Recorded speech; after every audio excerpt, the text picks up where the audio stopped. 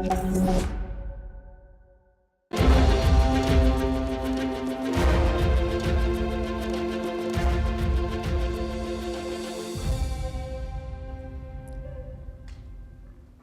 and welcome. I'm Kriti Mehta and you're watching the Africa Brief on NewsX World.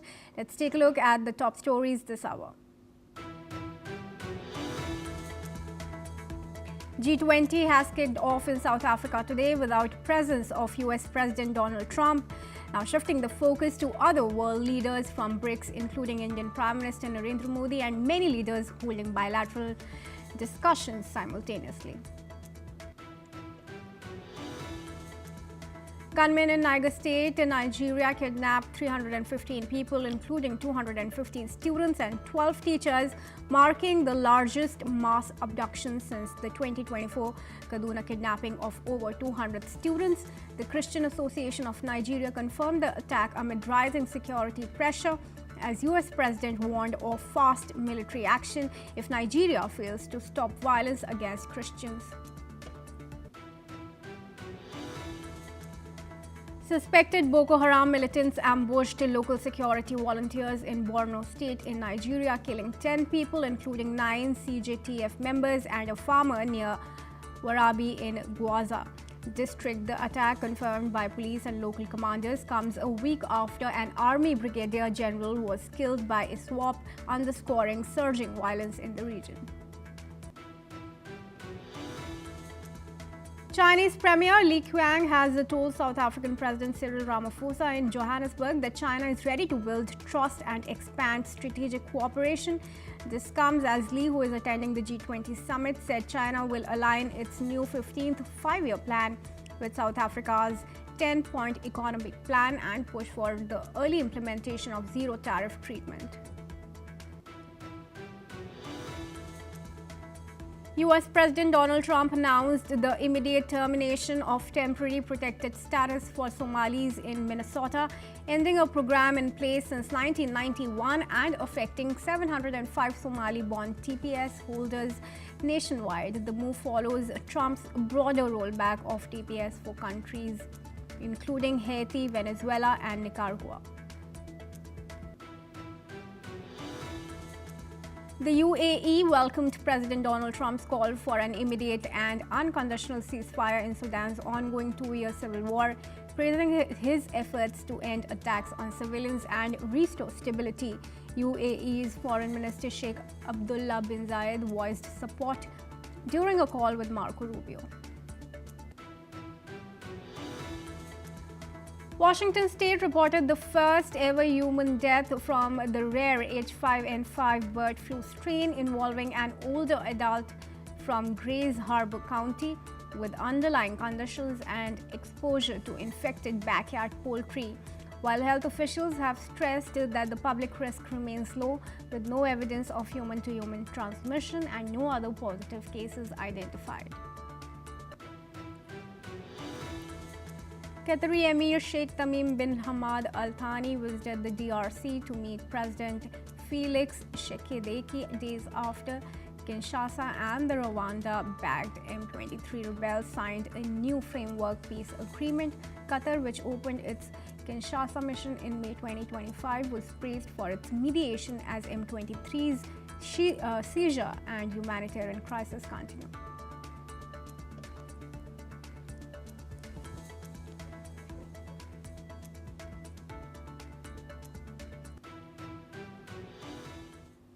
And now the top focus on Africa Brief today on NewsX World is the G20 summit. World leaders are gathering in Johannesburg in South Africa for the annual G20 summit, the first time the event is being held in an African country. This comes amid a boycott by the United States over the controversial claims that the host country mistreats white people. Meanwhile, French President Emmanuel Macron is attending a ceremony at Pretoria's memorial for the struggle against apartheid. He is honoring French figures who supported the movement, including Frantz Fanon, Francois Moncla, and Paul Verges, along South African Vice President Paul Mashatile. Let's take a look at what President Macron had to say. Ce combat, s'il fut d'abord celui des Sud-Africains, a vite dépassé les frontières. Combat contre l'apartheid, l'inhumanité, la barbarie, combat pour unir les femmes et les hommes et les peuples entre eux, combat plus difficile encore une fois l'apartheid révoqué contre la vengeance ou l'oubli. Combat qui unit des femmes et des hommes à travers le monde, portés par une même exigence de justice et de dignité. Parmi eux, 20 destins de France que nous célébrons aujourd'hui. Et merci une fois encore. L'Afrique du Sud n'était pas à tous leur pays, mais à tous l'égalité était leur cause et la justice leur idéal. Leur cœur ne vibrait pas seulement pour la France, pas seulement pour l'Afrique du Sud, mais pour la liberté universelle.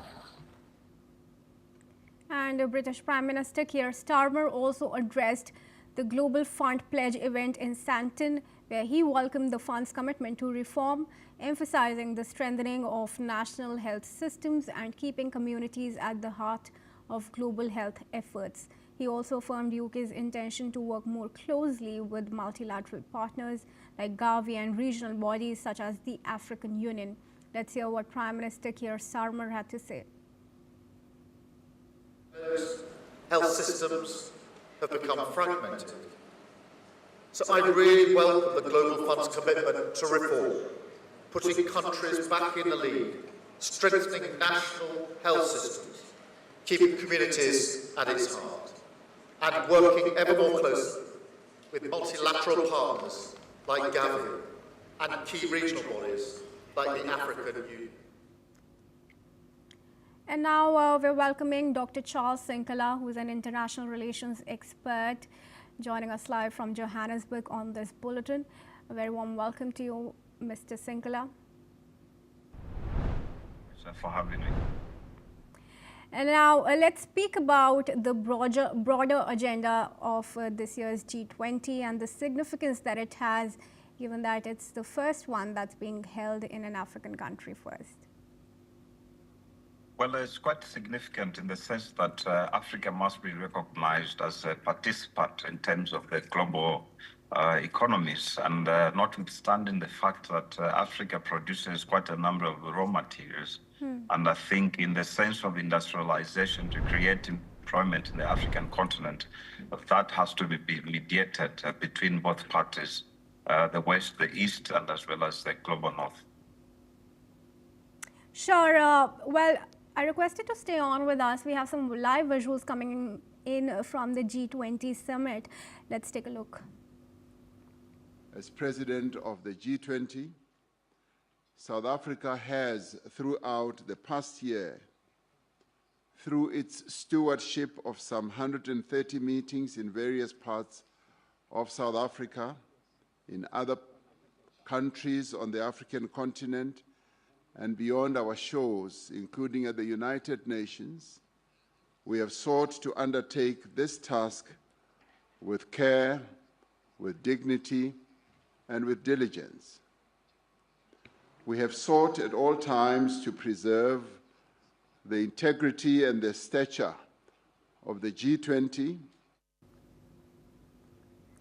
All right, viewers, let's in fact also tell you, while those crucial important visuals are being telecast from G20 South Africa 2025 summit, that Donald Trump and Xi Jinping have both skipped attending the summit, both for different reasons, of course.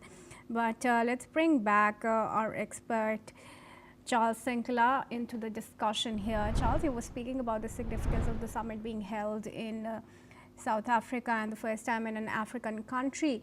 But let's also talk about Trump's abstaining from attending the summit, and Xi Jinping, who himself is not attending, although his representative will be attending the summit. How do we see the summit going forward with the absence of two key world leaders?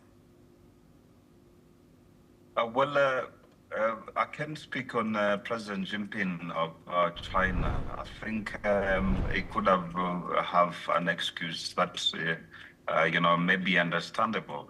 He's got his representative who's attending at the moment, As you have been aware that India is part of the BRICS nations that form the BRICS Council, which is South Africa, Brazil, India, and Russia are part of.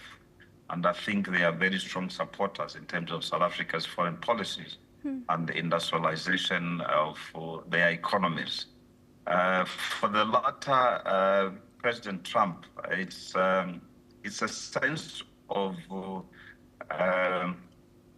influence that the United States of America, especially President Trump, who has become very critical on South African stance on Palestine and Israel, and they want to influence those policies that South Africa should take that stance, which South Africa has denied. You know, even the accusation of white genocide, which has been word published, and I think some few months ago, weeks ago, there was a meeting that President Cyril Ramaphosa traveled to the White House, where they demonstrated that there's no actual genocide, white genocide, they call it, in South Africa, but there's criminal activities that are perpetuating there.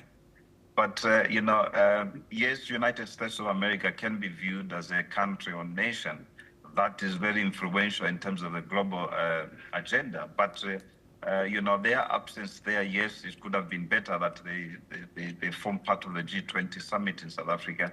But their absence as well is a blessing in disguise that nations that are attending, they can discuss freely, you know, because most of the challenges that they have with the United States of America. Sure. Dr. Sinkla, let's also talk about some of the key negotiations that we can expect in this year's summit now that world leaders have started arriving there. Well, the key negotiations is to recognize the international law, the Vienna Convention 1962, and as well as the United Nations Charter for Human Rights, and as well as the other instruments which has been enacted since the formation of the United Nations. The second part is that the G20 nations should also include Africa on the United Nations Security Council, which the United Nations has denied including them. Those are among the other things, and as well as the influence in terms of either France and Russia and other nations which are dissecting and bisecting Africa in terms of allies. By providing military and security companies that are protecting mineral wealth, as we can see that the eastern part of DRC has been infested by conflicts because of the international community who are in those areas. We can remember very well that DRC has never been okay when they killed Patrice Emery Lumumba in 1961 and replaced him with Mobutu Sese Seko Kumbendu Ngwanzabanga, who has been over the years was a subservient to the West to dominate at an expense of the people of the DRC. And among others, you know, security concerns which are affecting Africa that should top up the topic on how world leaders, you know, should address issues without you know, storing to allies and conflicts that has dominated the world, like the Russian invasion in Ukraine, and as well as Palestine, Israel conflicts. Also, we have conflicts in South Sudan and Sudan, which has never seen any light of peace from the time that the two countries they split. The one country rather split from South and the northern Sudan. Right. Well, thank you, Dr. Sinkla, for joining us live here on NewsX World. Viewers, we will keep tracking the summit as it proceeds through the day today. For now, let's move on to some news that's coming in from Nigeria, where a Christian group says that around 315 students and teachers were kidnapped in the country, making it the second school abduction this week itself. The Christian Association of Nigeria reported 215 students and 12 teachers taken by terrorists. Earlier, 25 schoolgirls were abducted in a separate incident. Meanwhile, U.S. Defense Secretary Pete Hegseth met with Nigeria's National Security Advisor Nuhu Ribadu and his delegation to discuss violence against Christians. The US is working closely with Nigeria to combat persecution by jihadist groups. Let's now welcome Osain Taiwu, who is a policy and strategic implementation expert, joining us live from Abuja in Nigeria, live on this bulletin at NewsX World. A very warm welcome to you, Mr. Taiwu.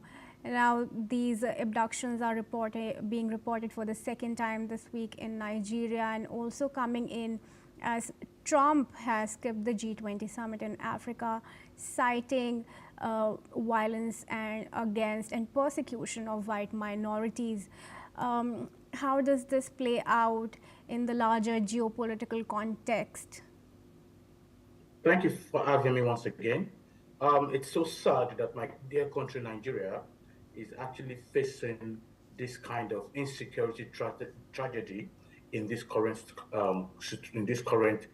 climate.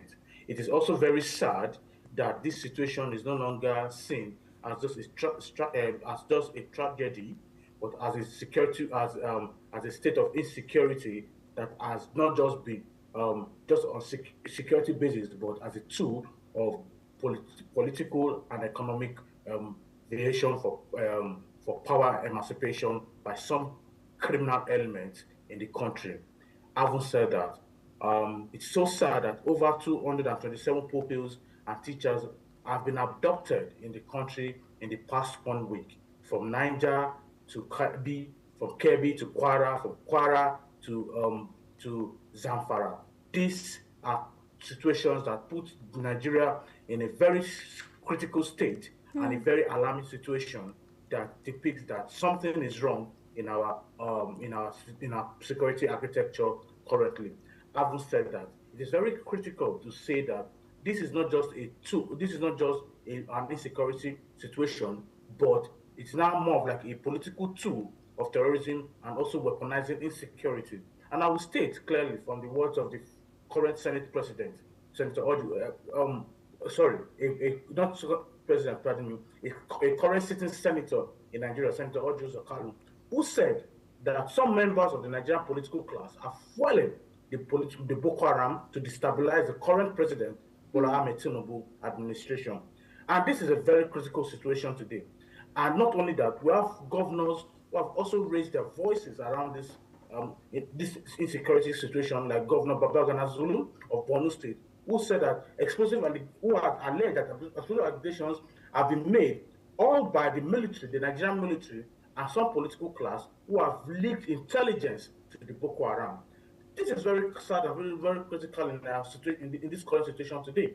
And what is even very pathetic is that we have history of how top Nigerian politicians have been empathetic and sympathetic with this criminal element in the past. I will quote in 2014 or thereabouts, the former Minister for Communications, Issa Pantami, once said, and I quote, that our Muslim brothers are being killed like pigs. Excuse me. He also argued that the killings of this Boko Haram are being amplified and should not be killed like pigs, even if they are terrorists. How very sympathetic can this statement be? And this was a former Minister of Communications in Nigeria. And if you remember, the then late President of the Federal Republic of Nigeria, late President Buhari, was once the spokesperson of this criminal element. What does implies? Discipline implies that some elements in the political frame are taking its critical position to support this element in criminalizing the terrorism that has happened in Nigeria and that is currently happening in Nigeria, and as a tool of not just politics, but also as a tool of economic reinforcement to actually actualize and create a voice for them. This is a situation where we are today in Nigeria, whereby individuals are being kidnapped in their homes, on their ways to different places. Traveling is like a luxury. You cannot determine whether you're going to get to your destination or not, because you can either be killed or be kidnapped on the road. And then negotiations are being made by political elites who are supposed to be representing the people, rather than representing the people, and even not only representing people, but also ensure that the kidnappers and these terrorists are being brought to book. Rather, what we see today is negotiation, monetary exchange, and even conversation. And also, we see diplomatic conversations happening between terrorists who are supposed to be in prison or being killed for the crimes they committed. This is the current situation in Nigeria today. And the real question is, who are the greatest financiers of these people? Because for persons to be very strong in this kind of situation, it shows that some We people do are actually resonate backing with the anchor that's palpable there, but we request you to stay on with us, Dr. Taiwo, as we wish to give our viewers some more news that's coming in from Nigeria itself about suspected Boko Haram group having ambushed local security volunteers as well and a farmer in northeastern Nigeria, killing at least 9 people. The attack took place in Warabi in Gwaza district near the Cameroon border. The victims include members of the Civilian Joint Task Force, a state-backed local militia trained to fight jihadist insurgents. 2 more bodies were found the following morning, raising the total.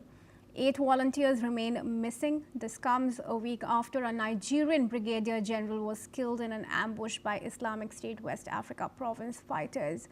Warabi and the Mandara Mountains remain strongholds for Boko Haram and ISWAP militants. Authorities continue to investigate as local communities face ongoing threats from jihadist groups in the region. Let's bring back Dr. Taiwo into the discussion here. He joins us live from Abuja in Nigeria. Now, Mr. Taiwo, these incidents are being reported as even as Boko Haram. Some of those repentant ones are being reintegrated into the Nigerian fighters' army. How do you see the government responding now to these kind of abductions and attacks? It's all very, very funny when you have a country whereby I have not seen where, aside from Nigeria, where you have repentant terrorists.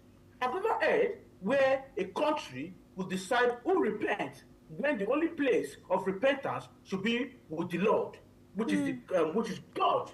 On what premise would you categorize these personalities as repentant Boko Haram? Who gives them the justification to call them killers who have killed people, male people, who have turned families to in tears, and then you call them repentant? On what premise? These are the same elements that are now being integrated into the Nigerian military, and also are now practically more of like informants to these terrorist groups. I will say that the Joint Task Force are security agencies where the locals and the governors decided to create to actually fight this insurgency and to fight these terrorists. But it's so sad that when these people lay their lives on the line to secure their people and to ensure that safety actually emancipating their community, and they're also still being killed, kidnapped, and even create a greater pain for the people and the community that they protect. This is a sign that creates a kind of situation where a lot of people begin to question their loyalty to the country. But what I will say is this killing must stop, solutions will be made, and those who are pioneers and financiers of these killings must be brought to book, wherever they are, whether senators, whether governors, whether city governors, whether anywhere they are, they must be brought to books. And this must be done immediately before they put this country into the fires of the hands of terrorists. All right, I request you to stay on with us. Mr. Taiwo, we have some more news. Now, the United Arab Emirates has welcomed U.S. President Donald Trump's efforts to end the war in Sudan and has urged an immediate and unconditional ceasefire. The U.S. Secretary of State Marco Rubio has said that Foreign Minister Sheikh Abdullah bin Zayed Al Nahyan has welcomed the statements of Trump calling for an end to the horrific attacks perpetrated against the civilians during the civil war, which has been ongoing for more than 2 years now. The UAE has been frequently accused of backing the paramilitary rapid support forces at war with Sudan's army, which the UAE denies. Let's bring back Dr. Taiwo into the discussion now. Mr. Taiwo, this is a goal that Trump has spurned, but how do we see him acting given that both sides are backed by US allies? Thank you very much again for having me. Well, I will only say that the UAE's endorsement of Donald Trump's effort to end the Sudan war is significant for two reasons. The first reason is to highlight how desperate the international community for a viable path out of Sudanese catastrophic conflict, and also for the brutal years of fighting between the Sudanese army forces and the rapid support forces, who have displaced people and in a situation for to gain power. However, it is a credible approach for diplomatic intervention, which is certainly going to be globally welcome, especially in the figure of Donald Trump, who is a global influence, and also the American country, who also pre-exists in terms of relationship in the region. Secondly, is that when we speak of UAE strategic calculations, Abu Dhabi is very intense in terms of scrutiny, and we do not want to forget the fact that UAE and US are trying to create a kind of collaboration in terms of both economic, both security, and both technology space in Africa, and also with this Sudanese ceasefire in his invitation by Donald Trump. It's going to create a kind of relative peace in this region that has been under very critical crisis situation for over several years. Having said that, this is going to also welcome a situation whereby we'll have a web of ethnic and political regional rivalries to a very low standard, and it's going to create a very high-profile diplomatic conversation, which may actually create an eventuality that may create peace in this region in Sudan, because this war, for me, is long overstayed for us to welcome a peace. All right. Well, thank you for sharing your opinion with us, Mr. Taiwo, and appreciate you giving us your time here on NewsX World. With that, viewers, let's move on. We have some more news. Now, US President Donald Trump has announced that he is immediately ending temporary protected status for Somalis living in Minnesota. Trump says that the Somali gangs are terrorizing the people of the United States and billions of dollars are being looted, and thus he is terminating the protected status program for the Somalis in Minnesota. He also described Minnesota as a hub of fraudulently money laundering activities under Democratic Governor Tim Walz, citing media reports circulated by some Republican lawmakers linking Al-Shabaab to fraud schemes in the state. The vast majority of Somali origin residents in Minnesota are U.S. citizens, including Representative Ilhan Omar, who was born in Somalia and later settled in Minneapolis. She now represents Minnesota's 5th congressional district in the U.S. House of Representatives. Now, the TPS program for Somalis began in September 1991 to protect eligible foreign-born individuals who could not safely return home due to conflict or disasters.